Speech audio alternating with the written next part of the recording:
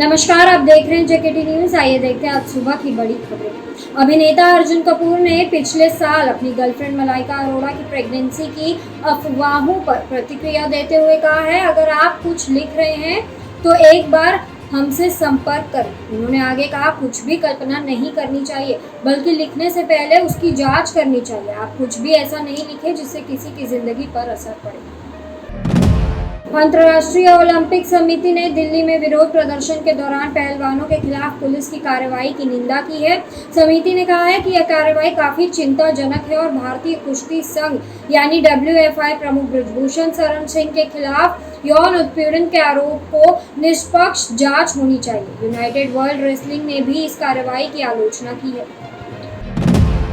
कांग्रेस नेता राहुल गांधी के अमेरिका में दिए गए भाषण का एक वीडियो सोशल मीडिया पर वायरल हो रहा है, जिसमें वह कह रहे हैं, मैंने कहीं पढ़ा है कि गुरु नानक जी मक्का यानी सऊदी अरब, थाईलैंड और श्रीलंका गए थे। इस पर बीजेपी नेता मनजिंदर सिंह सिरसा ने कहा, आपने कहाँ पढ़ा है कि गुरु नानक जी थाईलैंड गए थे।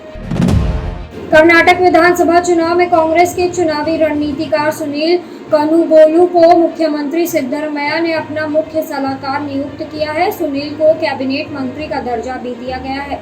अमेरिका में उच्च शिक्षा प्राप्त करने वाले सुनील 2014 में प्रधानमंत्री नरेंद्र मोदी के प्रमुख रणनीतिकारों में से एक थे और वह पिछले साल कांग्रेस में शामिल हुए थे।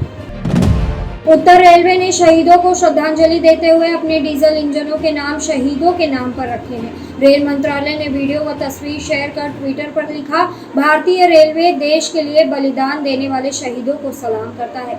एक इंजन पर 26/11 मुंबई हमलों में शहीद हुए मेजर संदीप उन्नीकृष्णन का नाम लिखा है। बिहार के गोपालगंज के एक घर में चल रहे सेक्स रैकेट का भांडाफोड़ कर संचालिका समेत 8 लोगों को गिरफ्तार किया गया है।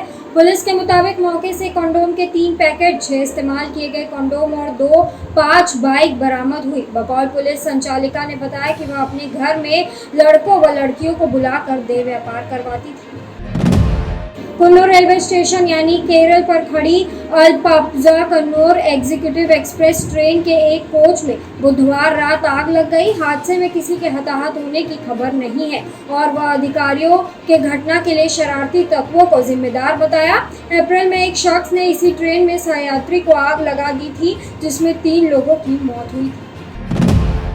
छत्तीसगढ़ में फोन ढूंढने के लिए जलाशय का 41 लाख लीटर पानी बहाने को लेकर सस्पेंड हुए खाद्य अधिकारी राजेश विश्वास पर पुलिस ने FIR दर्ज की है।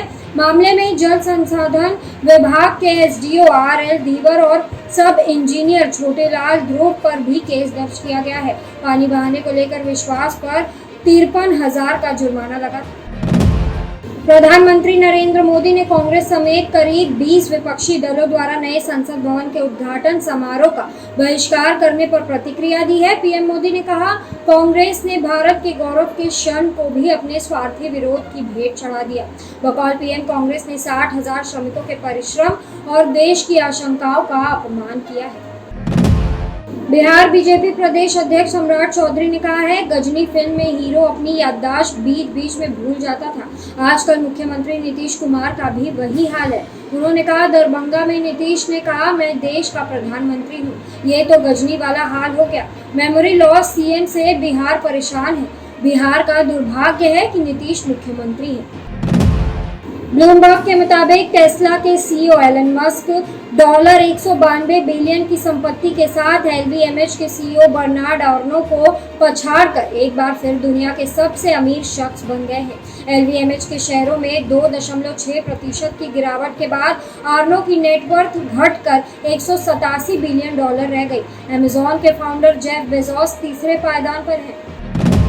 रेल मंत्री अश्विनी वैष्णव ने सभी 18 वंदे भारत ट्रेनों के मार्गों को दर्शाने वाला ग्राफिक ट्विटर पर शेयर किया है। प्रधानमंत्री नरेंद्र मोदी ने सोमवार को पूर्वोत्तर की पहली और देश की 18वीं वंदे भारत ट्रेन को हरी झंडी दिखाई थी, जो गुवाहाटी यानी असम और न्यू जलपाईगुड़ी यानी पश्चिम बंगाल के बीच हफ्ते में 6 दिन यानी मंगलवार को छोड़कर चलेगी। बिहार के मुजफ्फरपुर में अपने भाई की शादी में शराब पीकर डांस करने के आरोप में एक युवक को गिरफ्तार किया गया है।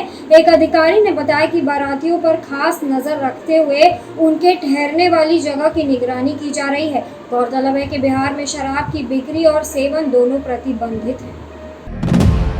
बिहार के नालंदा में एक शख्स ने बुधवार को ढोल नगाड़े के साथ अपने घोड़े की शव यात्रा निकाली, जिसमें गांव के कई लोग शामिल हुए। घोड़े के मालिक ने बताया कि घोड़ा बहुत आज्ञाकारी था, इसलिए उन्होंने वादा किया था कि वह पूरे विधि विधान से शव यात्रा निकालेंगे। बकौल मालिक, घोड़ा बीते कई दिनों से बीमार चल रहा था। रिलायंस जियो के चेयरमैन आकाश अंबानी और उनकी पत्नी श्लोका मेहता के घर बुधवार को एक बच्ची का जन्म हुआ। कुछ दिनों पहले आकाश अंबानी अपनी पत्नी श्लोका व पिता मुकेश अंबानी के साथ मुंबई के सिद्धिविनायक मंदिर में नजर आए थे। गौरतलब है कि आकाश और श्लोका के पहले बच्चे का जन्म दिसंबर 2020 में हुआ था। तो ये थी आज की खास खबर। इसी तरह की खबरों के लिए देखते रहिए JKT न्यूज़। और अगर आपने हमारे चैनल को अभी तक सब्सक्राइब नहीं किया है तो बेल आइकन का बटन दबाएं और चैनल को लाइक, शेयर, सब्सक्राइब जरूर करें। धन्यवाद।